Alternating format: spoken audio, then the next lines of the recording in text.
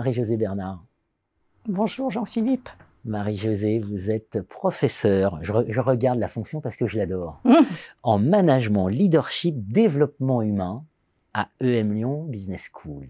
Et alors, avec une logique implacable, voilà. Quand on a cette conception, on publie un article dans HBR France pour un management organique plus vivant que digital. Yes. Et oui, alors ça, c'est quelque chose qui est très, très important pour moi parce que je suis très sensible à la dérive organisationnelle et managériale où l'humain devient une variable d'ajustement à plein de niveaux, hein, sur un plan de son activité professionnelle, sur un plan de son activité d'acteur social. Et je trouve ça vraiment plus que regrettable. C'est-à-dire que quelque part, pour moi, on est en train de renoncer à ce qui fait notre spécificité, notre intelligence, aussi notre intégrité. Donc, quand on parle, alors ce papier-là, on l'a fait avec un collègue qui est aussi expert sur le domaine de la résilience, et on est tous les deux un peu révoltés par cette idée que la digitalisation à outrance, la numérisation à outrance, l'IA à outrance est en train d'investiguer toutes les sphères possibles de l'organisation et qu'il y a très très peu de recul par rapport à ça. Donc, dans l'idée du management organique, c'est de remettre une notion qui est clé dans le management organique, c'est la proximité.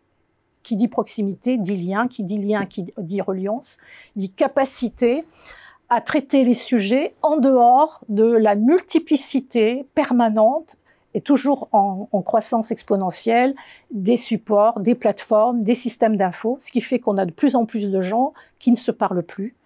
Ça me fait penser à quelqu'un que vous avez reçu qui parle du fameux machin, parce que je trouve ça très intéressant. Donc, on problématise à mort des choses où d'ailleurs, la plupart du temps, les personnes qui sont en coopération peuvent trouver les solutions sur le terrain. Pour être très clair, un management organique, c'est l'inverse d'un management algorithmique. Absolument. Voilà, c'est-à-dire où tout pourrait être technologisé, etc., mis en équation, pour faire simple. Et vous nous dites finalement, retour au réel, et le réel, c'est du vivant. Ben oui, c'est ce qu'on est en train de faire là aussi. C'est en train de se parler. Et c'est vrai que on s'enferme, on s'auto-enferme. C'est-à-dire, il y a un sujet. Alors d'abord, la plupart du temps, on parle de problèmes au lieu de parler d'objectifs. Donc, tout est problématisé pour dire, on a un objectif en commun, comment on va faire pour trouver les bonnes options? On va travailler ensemble. Ben non. Ah ben non, mais alors il y a une super appli, un super truc, et on va mettre un support. Et en fait, ce qui est extraordinaire, c'est que le temps passé, déjà à comprendre le fonctionnement des outils, déjà à faire du reporting, et c'est hallucinant. Donc, à un moment donné, moi, je me suis amusée à regarder autour de moi, avec les gens avec qui je travaillais, le temps qui était passé à remplir des tableaux uniquement pour une information extrêmement aléatoire, puisque le tableau aux personnes, enfin à qui ces tableaux sont destinés, les personnes n'ont même pas le temps de les lire. Mais il y a cette espèce de volonté de contrôle en disant plus on aura de systèmes d'information, plus on pourra contrôler, et donc plus on sera informé. Et donc, cette volonté d'autocontrôle, c'est-à-dire de faire révéler l'information partant du principe que du coup on va se mettre soi-même sous contrôle par le fait qu'on révèle. Voilà, et que donc on est forcément plus fiable.